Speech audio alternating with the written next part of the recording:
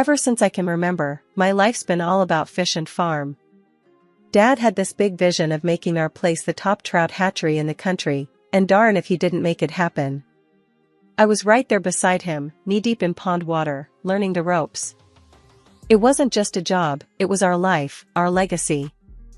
I grew up chasing the shadows of fish in the water, learning the ins and outs of the business before I even knew what the word business meant.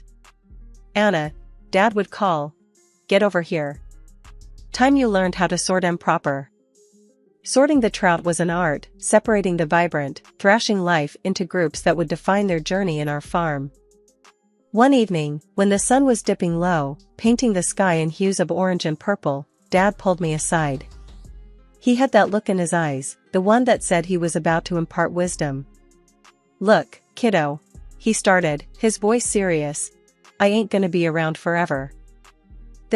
He gestured to the expanse of water and land that stretched out before us, "this is gonna be yours. You gotta be ready to take care of it, expand it, make it something even bigger." I remember laughing it off then. "Come on, Dad. You're gonna outlive us all," I joked, not wanting to think about a world without him. He just shook his head, his eyes softening. "Just promise me, Anna. Promise me you'll keep this place alive, make it thrive." Then, when I hit 25, cancer took Dad away. It hit us like a ton of bricks. Mom, she just couldn't handle it, got real sick herself. So, there I was, stuck with running the whole shebang. Dad always had big dreams for the place, and I wasn't about to let them die with him. He'd talked about branching out into ornamental fish and even starting up a livestock bit, considering all the land we had. Sounded like a plan, but with Mom sick and the farm needing all hands on deck, my dreams had to take a back seat. I hired a few folks to help out with the heavy lifting. Running a fish farm's no joke. There's the feeding, the cleaning, making sure everything's running smooth. It's a never-ending cycle of work, but someone's gotta do it. Late nights, I'd find myself by the pond, just staring at the water, thinking about Dad. He wanted this life for me, but man, it was tough going it alone. "You got this, girl," he'd say if he could see me now, trying to juggle it all. But those moments of missing him, they couldn't last long. There was always something needing doing. Workers to oversee, fish food to buy, tanks to clean, and not to mention looking after Mom. She was a fighter, but this had knocked her down hard. It wasn't easy, keeping things afloat. But I was determined. Dad had built something amazing here, and I wasn't about to let it sink on my watch. "We're doing this, Dad," I'd whisper to the night air. "I'm not letting your dream die. I'm not one for the glitz and glam, give me muddy boots and Dawn's first light over a fancy dress any day." But when the invite came for that charity dinner, something inside me whispered, why not?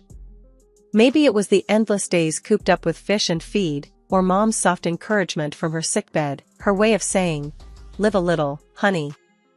So, I swapped my overalls for the only decent dress I owned and stepped into a world so far removed from my own.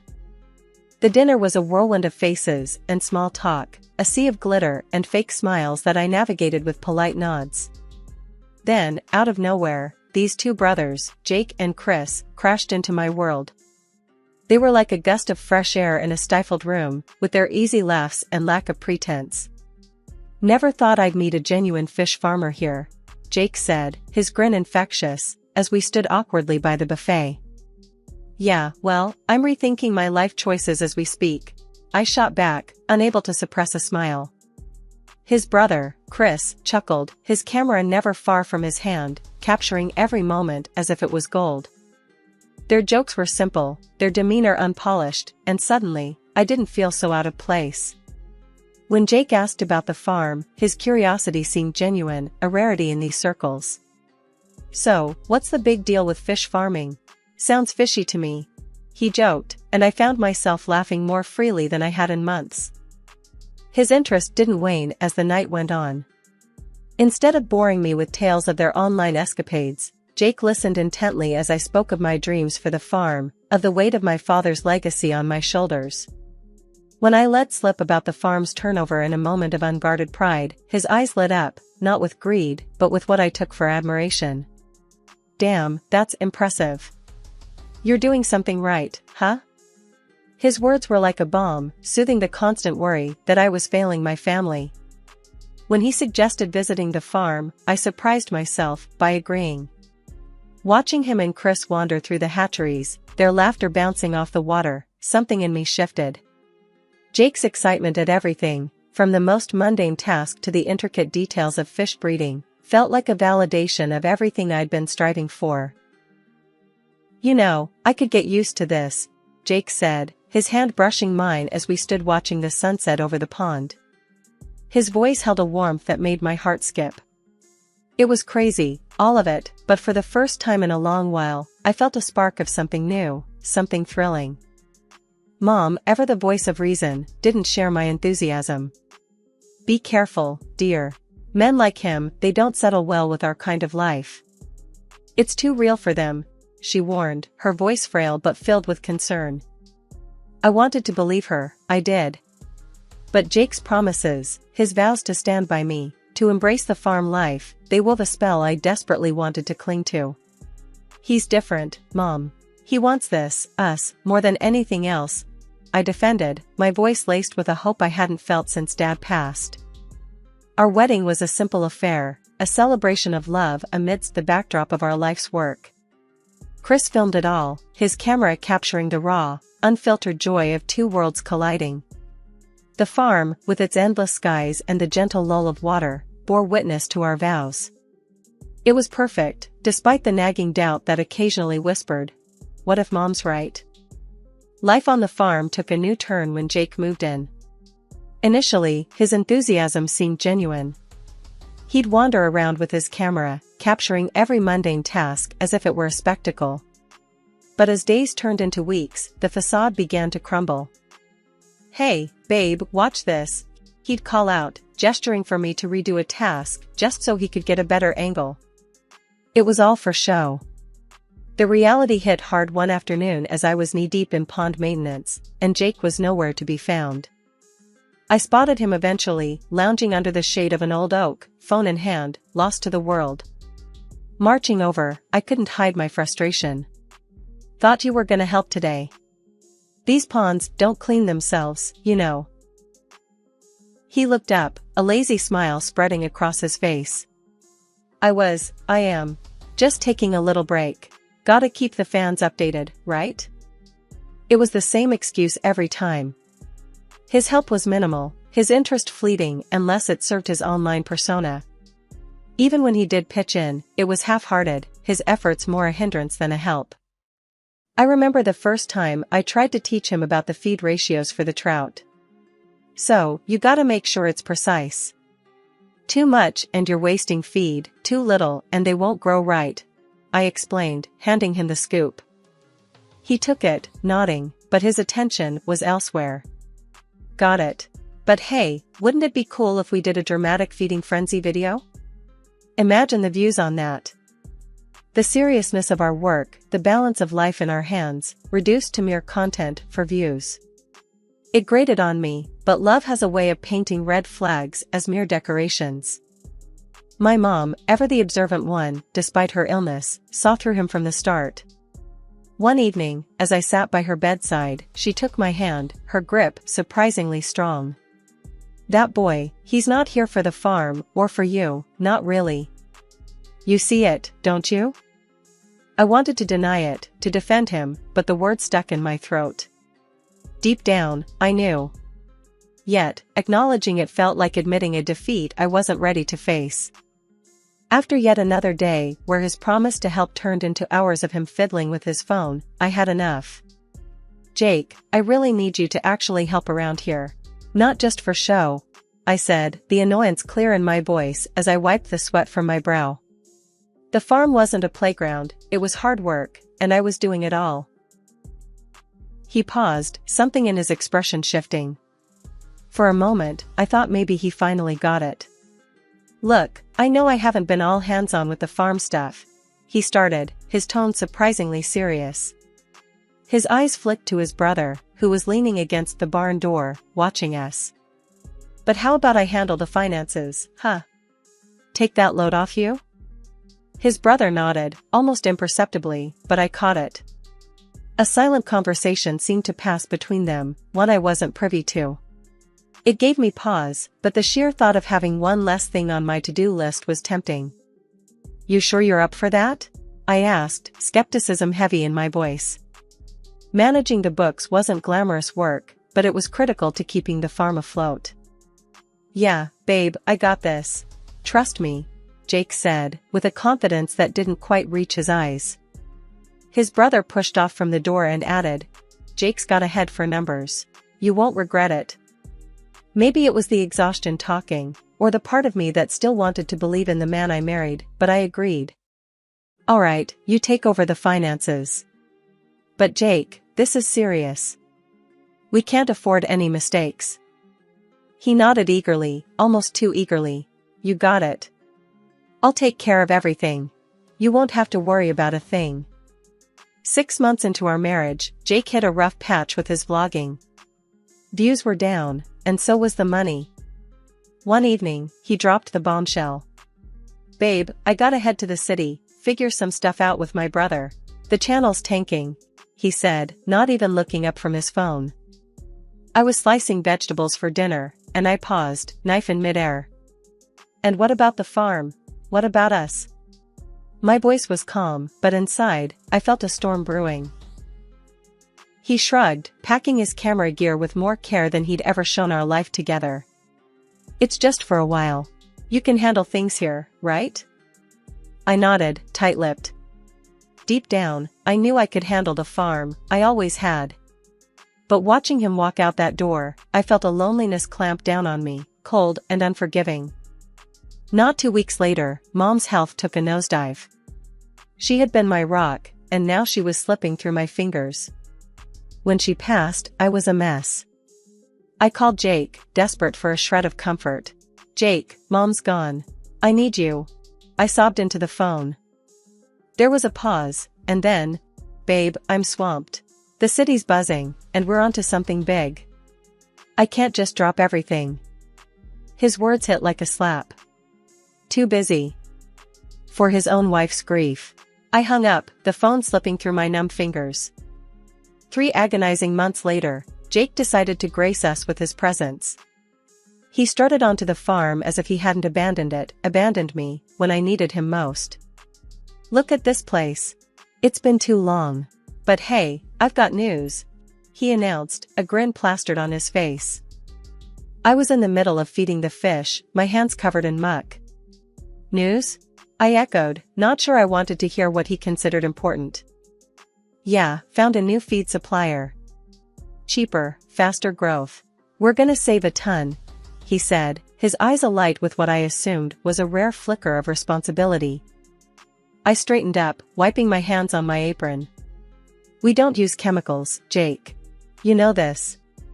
Our reputation is built on quality, natural growth. He waved me off, his excitement undimmed. It's just business, babe. We need to think about profits. Besides, I've got even bigger plans. That caught my attention. Bigger plans?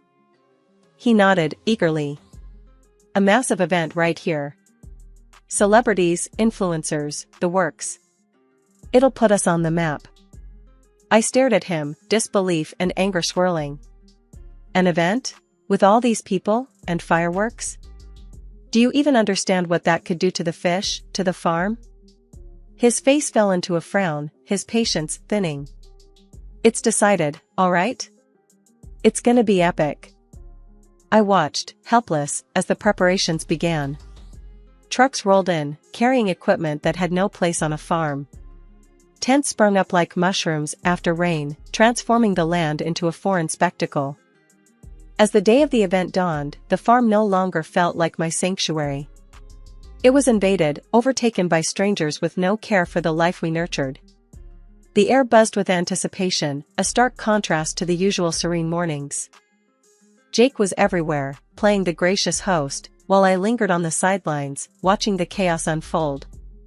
The fish ponds were off limits, but that didn't stop the occasional guest from wandering too close, their curiosity piqued by the very heart of our farm they knew nothing about. As evening approached, the concert began. Music vibrated through the air, an alien sound against the backdrop of nature. I watched from afar, my heart sinking with each beat. Then came the fireworks. Bright, loud, and utterly terrifying. I could only imagine the panic it caused beneath the water's surface, the home to our precious fish, now a battleground of noise and light. The fireworks had just fizzled out, leaving behind a smoky silence that hung over the farm like a bad omen. I was clearing up some of the mess left by the guests when I heard them, Jake and his brother, huddled together in the shadows, their voices low but charged with excitement. "That was epic, man. Did you see the views rolling in? Our channel's gonna explode after this," Jake boasted, his voice carrying a note of triumph that made my skin crawl. His brother chuckled, a greasy sound that filled the night. "Yeah, those clowns eat it right up. Fools, all of 'em. Easy as pie." I crept closer, hidden by the darkness, my heart pounding in my chest. This was the man I married, speaking so coldly, so calculatingly about the very people who supported him. Then their conversation took a turn, sending shivers down my spine. "So, about the farm," Jake's brother whispered, his voice barely audible. "You think she'll fall for it?" Jake snorted, a sound dripping with contempt. "Of course, she will. She's clueless, a complete fool. Just a little charm, and she'll sign whatever I put in front of her. Might not even have to forge it." They shared a low, conspiratorial laugh, and something in me broke. My mother's warnings, the doubts I'd pushed aside, all came crashing down in that moment. The next evening, at dinner, I faced them both. Jake, with his easy smile and lying eyes, and his brother, the silent accomplice. They exchanged quick glances, thinking I was none the wiser. I smiled back, a mask of complacency over my raging thoughts. "Dinner's great, isn't it? Hope the farm's growing on you, Jake," I said, my voice steady, betraying none of the turmoil inside. "Oh, it is. It's fantastic here, Anna. We're gonna do great things," he replied, reaching for my hand across the table. His touch, once comforting, now felt like a serpent's coil. His brother nodded, adding, "Yeah, we've got big plans. This place has so much potential." I withdrew my hand gently, still smiling. "I'm glad to hear it. I've got some plans of my own, you know. For the farm." They paused, a flicker of unease crossing their faces. "Oh? Like what?" Jake asked, his voice edged with a hint of caution. "Just some ideas I've been toying with. You'll see," I said, keeping my tone light, airy, as if I hadn't just uncovered their betrayal. Right after the dust settled from that fiasco of an event, I knew I had to do something drastic. First stop was the family lawyer, Mr. Davis. His office smelled of leather and old books, a comfort in the chaos. "Mr. Davis, I need to lock down the farm's finances. Jake can't have access anymore," I said, straight to the point. He raised his eyebrows, peering at me over his glasses. "That serious, Anna? All right, let's get the paperwork started." Then, I did something I never thought I'd do. I hired a PI, a guy named Carl, who had a reputation for getting to the bottom of things. A week later, he laid it all out for me. Jake and his brother had been funneling money out of the farm, spending it on their wild ideas and pocketing the rest. My heart sank. I was furious, not just at them, but at myself, for letting it happen. Armed with evidence, I marched to the police station. Handing over the documents, I felt a mix of relief and dread. "They've been stealing from the farm," I told the officer, my voice steady, despite the storm inside. When Jake and his brother got picked up by the cops, Jake had the nerve to call me. "Anna, you gotta bail us out. It's a misunderstanding," he pleaded over the phone. I couldn't help but laugh. "Misunderstanding?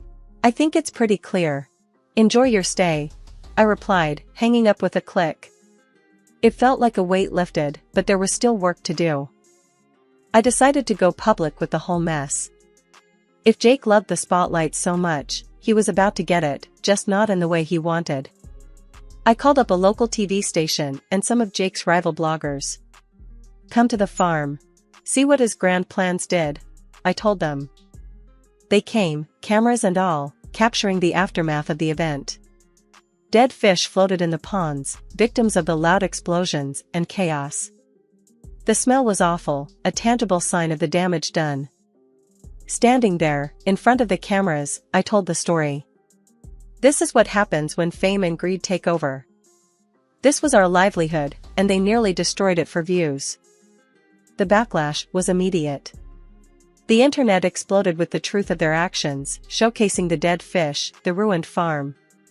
Cartoonists had a field day with the brothers, turning them into caricatures of greed and folly. Jake's channel? It tanked, losing followers faster than a sinking ship sheds cargo.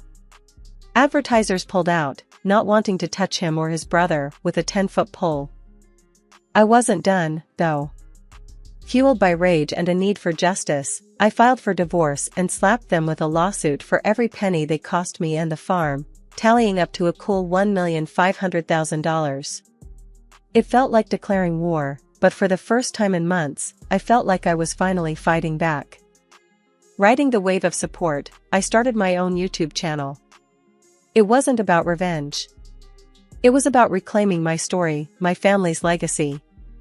Surprisingly, or maybe not so much, people rallied around me. Subscribers poured in, eager to see the farm's comeback story unfold. Jake tried to weasel his way back in, calling, texting, showing up with lame apologies. "Babe, let's talk about this. We can fix it," he'd plead, but I was done. Done with lies, done with him. I had a farm to rebuild and a future to secure. The court's decision was the final nail in the coffin of their schemes. The judge awarded me $1 million in damages. Watching Jake and his brother scramble to pay up, on top of facing charges for attempted fraud, was more satisfying than I'd like to admit. They were finished, professionally and publicly. The verdict was clear: they were frauds, and everyone knew it. In the end, they lost everything: their followers, their credibility, and any respect they might have had. The sun was just peeking over the horizon, casting a soft golden light over the farm, now bustling with life and more vibrant than ever. Standing by the fence, I watched the new day dawn, feeling a sense of peace I hadn't felt in a long while. Mike, my oldest employee, walked up, a coffee mug in each hand, and handed me one. "Mornin', Anna. Looks like it's gonna be a good day." I took a sip, the warm bitterness of the coffee grounding me. "Yeah, it does. We've come a long way, haven't we?" He nodded, leaning on the fence beside me. "Sure have. Never thought I'd see this place lookin' this lively again. Those ornamental fish tanks are something else." Laughing, I glanced at the gleaming tanks filled with vibrant colors, a far cry from the traditional trout ponds we were used to. "They're beautiful, aren't they? And profitable too. Who would have thought?" Mike chuckled. "You did. That's who. Always knew you had a vision for this place. More than just trout and feed." The conversation shifted as we discussed the day's tasks when my phone buzzed. It was an email from a local school asking if we could host a field trip. "Looks like we're becoming a community staple," I said, showing Mike the email. "That's great news. Education's just as important as business. These kids could learn a lot from what you've built here," Mike said, a hint of pride in his voice. I smiled, the reality of what we were building here becoming clearer with each passing day. This farm wasn't just about recovery, it was about setting a new standard, about resilience, education, and moving forward. And as for the future? It was as bright as the morning sun stretching across the fields. There were plans to expand, ideas for sustainability projects, community outreach, and so much more. The betrayal that once threatened to define my story had instead paved the way for a new chapter, one filled with hope, growth, and new horizons. Mike's voice pulled me back to the present. "Ready to get started? Those fish aren't gonna feed themselves." Laughing, I nodded. "Let's do it. There's no place I'd rather be." As we walked back towards the heart of the farm, I knew that whatever challenges lay ahead, I was ready. Ready to face them head-on, with the same determination and spirit that had brought me this far. The future was unwritten, but for the first time in a long while, I was excited to see where the journey would take me.